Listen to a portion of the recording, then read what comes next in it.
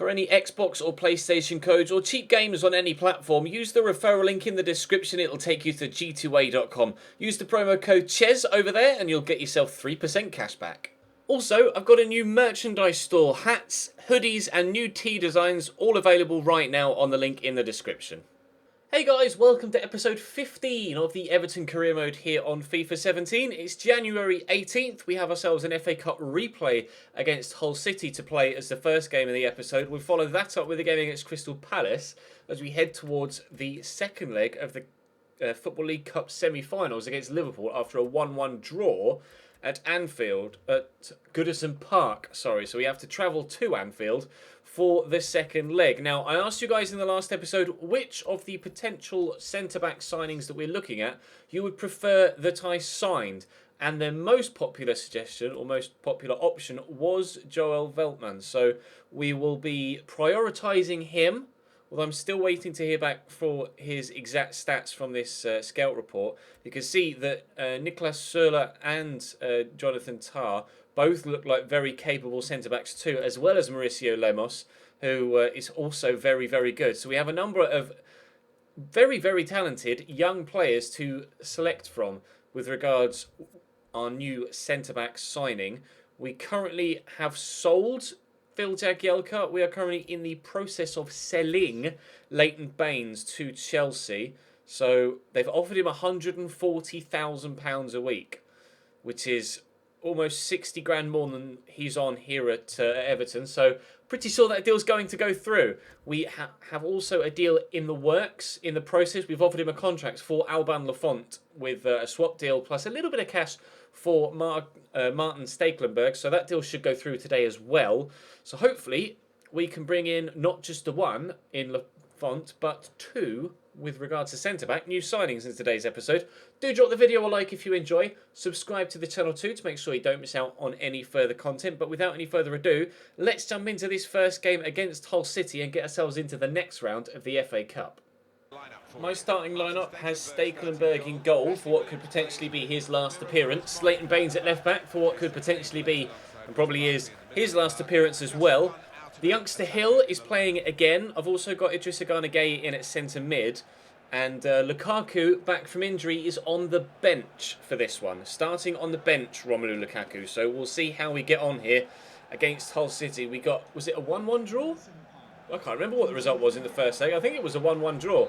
Or was it 2-2? I think it may have been 2-2 actually. Yeah, Stefan Jovetic scored very late on, I think, to give us the draw. I genuinely can't remember. It's been a couple of days since I filmed that episode. So hopefully we can get ourselves a win this time around. DeBarjo down the line to Ahmed El Mohammadi. Try and just shepherd him out here, which we've done well so far. Trying in that physical battle to get the ball in, and he has done well to get across him. Ashley Williams will head it clear, but only as far as Ryan Mason. Nice 1-2 with David Myler. Mason to Sam Klukas, through to Mbakani. Ashley Williams gets in the way. Hull's first chance of the game is well blocked by our Welsh centre-back. Into Sam Klukas. Crosses in. Stekelenburg punched that, I think. Hill couldn't get there, and El Mohammadi brings that down and hits the... Yet Stekelenburg, wow, hits the inside the post. That is the closest either side have come to a goal so far. Hull were very, very good, I remember, from the first game, and I actually really struggled against them. So hopefully we can play better this time around, but they've started on the front foot yet again, hitting the inside the post there, thanks to El Mohammadi. That's a good ball in as well, and Ashley Williams, again, very dominant in the air at the back. David Myler with the shot from 40 yards, but that's not going to trouble our Dutch goalkeeper. Oh, nicely turned inside Maguire there. Barkley does really well. We'll poke this for Idrissa. We're in behind. Idrissa, penalty, has to be. Thank you, referee. I was about to pull the trigger. That could be a red card, and is. Sent off here, Georgios Velas. That was just a rash challenge. I know I was about to pull the trigger. He had to try something, but he was so far away from the ball. Georgios, that was terrible. Leighton Baines might be his last game at the club, as we mentioned, but he's going to get the chance to take the penalty. And what a penalty it really was. Banged into the top corner. Hull City down to 10 men, and also a goal behind. Hill looks for Barkley. Oh, and lovely ball through the gap to Yannick Bolasie, who despite 2 attempts. Oh, wow, Marcel spilt it. Idrissa's in the box again, but oh. Yannick Bolasie had 2 bites to the cherry there. Backs in, turns around well. Mbakani, tackled by Hill though. Barkley gets this up to Enna Valencia, out wide to Deo Lefeu. I see the run being made by Idrissa, but that's going to find Bolasie apparently. Okay, we'll drill it to the back post where Barkley will not give us a 2-0 lead because it's well blocked by Andrew Robertson. Baines will drill the caller in. Just tried to help it on its way there. That didn't really go according to plan. Let's try something different this time. Baines whips it in instead. Barkley off the top of the bar. Oh, despite lunging for it with everything he's got, Enna Valencia can't get there. Mason, good turn, does well, drills into the box, does very well. Oh, Livermore gets there as well. 1-1. That's a really good ball in. I'm kind of disappointed that I wasn't able to get there with the defender, but Baines decided to stay on his feet and just try and swing at it with his right foot. Livermore went to ground. That was the right thing to do, and he buries it in the bottom corner. The 10 men of Hull City pull it back level. Livermore tackled. Counter-attack. Well, maybe a counter-attack. It wasn't the best of passes, but somehow Besic has got it back again. I poked through Enna Valencia, who's going to have the pace to get away from Harry Maguire here. And Harry Maguire can't keep up. And Enna Valencia gives us a 2-1 lead. Back in front. This time, I feel confident of being able to hold on to it. Enna Valencia, at the beginning of the season, I wasn't looking forward to using him, but he has really impressed since stepping in for the injured Lukaku. Scored some very important goals for us, most notably this one right here. Everton 2, Hull City 1. Hill into Enna Valencia. That was a terrible first touch. Oh, but he's stolen it off the defender. Is Enna Valencia... Oh, he went to tug him back there. That would have been another red card. Unfortunately, I wasn't able to finish it with Enna Valencia there. That would have been quite the... oh, surely. Besic.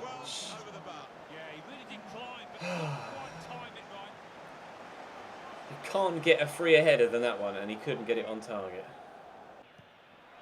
Nice ball in behind. Snodgrass with the early cross. That'll be a comfortable clearance for Luke Garbutt though, and hopefully the final whistle won't be too long in coming, and it arrives just on cue. A 2-1 victory. Hard-fought victory. Hull gave everything there despite being down to 10 men.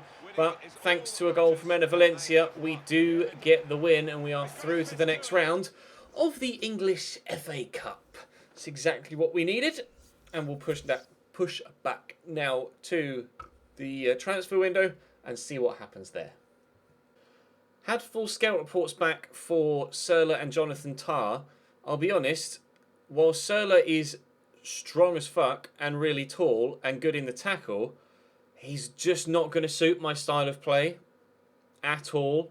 Those ball control and dribbling stats just don't suit the way that I play my football. You guys know that I play with the ball on the ground, etc. And I don't think Serler's going to suit me at all. Jonathan Tah's a little bit better, but the standout still is Mauricio Lemos with regards both being good on the ball and in the tackle. We're still waiting to see the exact stats for Veltman, and as he was the favourite from you guys in the comment section, I still will prioritise him, but Serler is going to be removed. He's just not going to suit me. I'm sorry, it's just not going to suit me. Jonathan Tah is super strong and a little bit better on the ball, but I think it's going to be Veltman or Lemos that are going to be one of the two that I go for, but we'll have to wait and see what happens a little bit later in the window, because right now I don't know much about Veltman. I'm waiting to see what his stats actually are. We're also waiting for the sale of Baines to go through.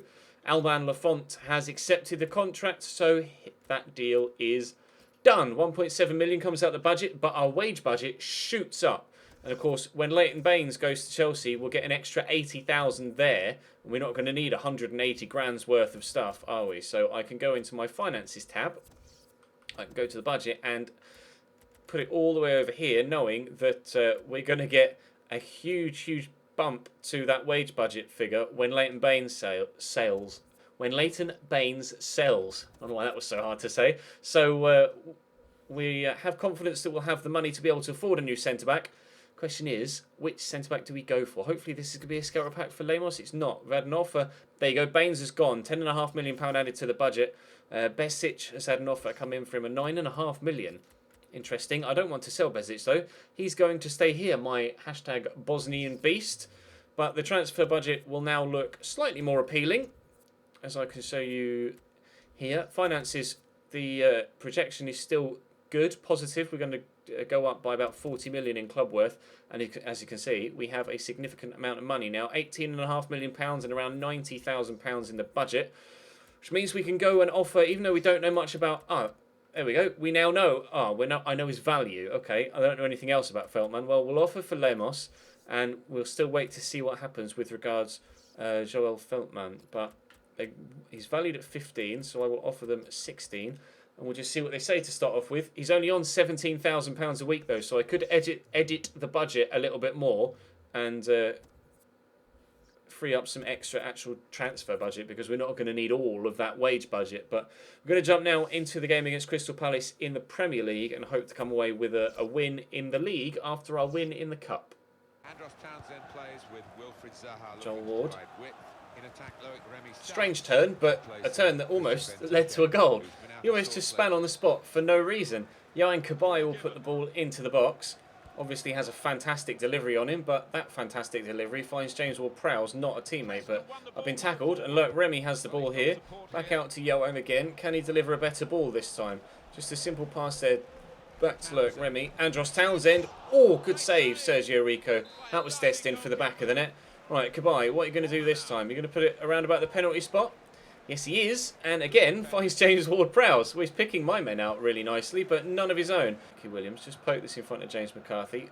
Jason Puncheon closed me down before I could turn inside. His face up to Soiree. Zaha to Puncheon. Puncheon trying to get away from me. Shoots for the top corner, finds only the hands of the awaiting Sergio Rico, who will punt this all the way here to Kevin Morales, who brings that down very nicely. James Ward-Prowse to Jovetic via the foot of Facer. Besic will turn back this way and look for James Ward-Prowse again, who's done well. Now Jovetic make me a run. Here we go. Stefan Jovetic goes for the worldie. Oh, and isn't far away from scoring it either. Zaha into Jason Puncheon. Oh, it's a nice turn. Into, I don't even know who that was in the middle. Was that Facer? I'm not sure. It's going to be a goal kick, though. Decent opportunity for Palace, that. Ball just dropped to the man on the edge of the 6-yard box. If he'd got a better connection on it, that could quite easily have been 1-0 Palace. Puncheon. Great turn. He's in the box here. Jason Puncheon. Good save by Sergio Rico. It's not going to go out for a corner or a throw-in. Zaha has to go and recover it. Is he back in the box? And we eventually get it away. Now look for Kevin Morales. Into Jovetic, back to James Ward-Prowse. Quickly look for Morales. We get past Joel Ward here. It's good footwork from Kevin. Have to turn back though and look for a runner on the edge of the box who's arriving now, and it's Besic. Whoa! He could have put much more power behind it if he tried, but unfortunately it just flew well high and wide. The camera can even keep up with it. He hit it that well, and it wasn't actually that far away, but over the top nonetheless. It's blocked by Oviedo. Look for Jovetic, who will find does well to turn away from a couple of people, but I'm being hounded here. That's a free kick, isn't it? I'm going to wait. I'm going to take that as an actual free kick, I think, rather than as a quick free kick. Now, can we get this into the back of the net? Leighton Baines isn't on the pitch. Jovetic has it. Morales has better free kick, actually. Actually, no, what am I even talking about? I've got James Ward-Prowse on the pitch. He's clearly going to take it right. Bar and a half-ish of power over the wall, and a good save by Steve Mandanda. I think I've managed to get my free kick technique down. I think I've nailed how to take free kicks. It's just a case of actually getting them past the goalkeeper now. But getting them on target used to be a real issue for me, but now I think I've been able to find a technique that works for me almost every single time that I take one. It's just obviously now getting the power and placement right, but I think the technique I've nailed. So hopefully it won't be long before we start to bang in free kicks on the regs in this career mode, but we need to get another opportunity of any kind here, whether it be a free kick or from open play, to try and take the lead. Face it, tackles me after I tackle him, and he looks to play through Lurk Remy. Or no, it's Wilfred Zaha, wasn't it? But we get the ball away. Jovetic, I'll dink this over looking for James McCarthy. Now Morales is making me moves, but I'm not going to be able to find him. I'll poke this here looking for Iñaki Williams, who has the legs. Iñaki Williams take the earlier shot. Tried to catch the defender and the goalkeeper out. Did the defender, not the goalkeeper. Cabaye to Townsend. He's poked that back to Yohan Cabaye. Gets the turn in, the Frenchman. And I thought that was a shot. Well, it was a pinpoint pass to Remy. If it was a pass, he fired it into him. And Lurk Remy gives Crystal Palace a 1-0 lead here. There's still 20 minutes to go. But unfortunately, we find ourselves 1-0 down here at Selhurst Park. I don't know whether it was a shot from Kabay. It was just, he hit it so hard. I think it was a shot. It just ended up at Remy's feet. And he's buried it well. Good finish from the Frenchman, but disappointing for me. McCarthy, cross to Iñaki Williams. Try and get the scoop turn around the outside of Soiree. We've done well. Turn inside, lay it back. Bezic! Oh, it squeezes into the corner. Attempted save from Mandanda only puts it further into the corner. Very well hit by Bezic. Hit one really hard earlier that flew over the top. This one he was able to keep down. And Mandanda did his best. It was straight at him, but hit with such power. He couldn't angle or just get his arms or legs in the positions he needed to keep it out. Really good strike. We are back level with 9 minutes to go. Good cross by Facer. Luke Garbutt can only head behind for a Palace corner. 5 minutes to go, and they have the opportunity to try and get themselves a goal to go back in front. Ferry's come on for Puncheon, and that's going to drop to Facer! The technique there, I don't know whether that was intentional or not to kick it into the ground, but it was the kicking of it into the ground that meant that it beat the goalkeeper. It's an awkward one when the ball bounces like that and it's going up and it's coming down again and it's dipping. You don't know. It's so awkward to dive for it, and it bounces up and goes over the keeper and into the back of the net. It's a really, if it's intentional, it's an extremely good finish from Facer. I thought we'd pulled ourselves back into it at 1-1, but 3 minutes later, we're behind again. Prowse to Bezic. Oviedo.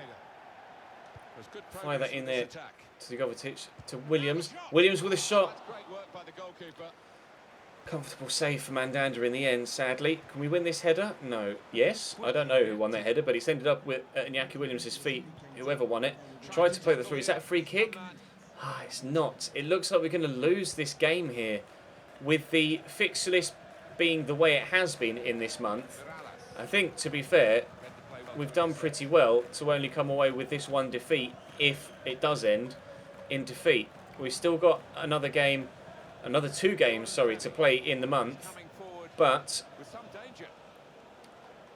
hopefully we can get those 2 signings made of a centre-back and another goalkeeper before the end of the window, so that we have a little bit extra squad depth. I'm contemplating bringing up some more youth players as well, but unfortunately it's a 2-1 defeat here away from home against Crystal Palace. I thought we'd done enough to get ourselves a point there when Mohamed Bezic pulled us back level, but Palace just went straight off the other end and scored again, unfortunately. So it is defeat. How did Arsenal get on? They haven't played. Okay. Chelsea are yet to play against Hull. They're the team that sat behind us in 3rd place in the league. Up next is the second leg against Liverpool in the Football League Cup. A 1-1 draw, of course, from the first leg in that game. No overall growth here yet, but Funes Mori's grown a little bit. Hill is still continuing to grow, which obviously helps with the youth expectations from the board. And James Yates has come back from loan. That's not really going to help me. He's not really good enough to warrant having in the squad, unfortunately. But Lafont hopefully will sign before this Liverpool game. We have 3 emails. And one of them is, transfer offer accepted for Lemos from Las Palmas. I didn't think they'd accept that. Suits me down to the ground, look, boys. Thank you very much. I was saying important first-team player, but he's probably going to be, a starting centre-back. Transfer offer for Seamus Coleman is going to be rejected. We reject all offers as well. Thankfully, he's not homesick anymore. Otherwise, that deal might have thrown his future into doubt, because the board might have come to me and been like, look, he's homesick. We think you should sell him. And they might have sold him on themselves. We got another game put into the month. Lemos has accepted the contract. Well, before the Lafont deal has even gone through, we've gone out and signed Mauricio Lemos. I was going to wait for Feltman, but I had my eyes on Mauricio Lemos since they released the Hidden Gems article on the EA website before the game even came out. I'm delighted with that. We've brought him in, and he's probably going to suit my game down to the ground as well. I'll put him on the bench in place of... Lafont's already in. I'd made that deal earlier. What am I even doing? I'm completely lost. Apologies. I'm losing track of what's been going on. Romelu Lukaku, though, is back, so we will put him back into the starting lineup. We have Liverpool next. Lemos won't start, but I'll have him on the bench. But that is going to bring today's episode to a close. I think that's... we do have a little bit of money left. So again, I'm still waiting to hear back from my scouts with regards the pre-contract guys, as you can see here. In fact, I've got some coming through, so I'll go and have a look at those. Presumably, these are guys whose contracts are running out. No, why is it not giving me? Contract expiring in 6 months? No, I've got it set to like 0 to 1 years, so it should be giving me people that are have less than 6 months, unless these are guys that have signed a new contract in January. But it doesn't. This game doesn't have player contracts running out in January. Like, they have 18 months contracts on loan for Delhi. There you go. So some are expiring. So we do have the option of some. All right, I'll go through and have a look at some of those. But I'm not sure what's going on with a couple of those. I'm going to have to actually go through every single one and see if their contract actually is running out. But if I put all of this into the wage budget, or at least most of it, because there's probably going to have to be some signing on bonuses, we have £163,000. So I can sign a couple of free contract or pre-contract players, sign players on a free for the next season. So I am definitely going to try and do that if I possibly can. But for now, that is going to bring today's episode to a close. Thank you very much for watching. Hit the video a thumbs up if you enjoyed. Smack the subscribe button as well if you haven't to this point to ensure you don't miss out on any further content. But for now, for today, that'll be all. There's a Journey episode later on tonight too, so make sure you check the channel page for that at 6:30. Check the channel page itself for anything you may have missed over the past few days as well. But for now, that's all from me. I'll see you later.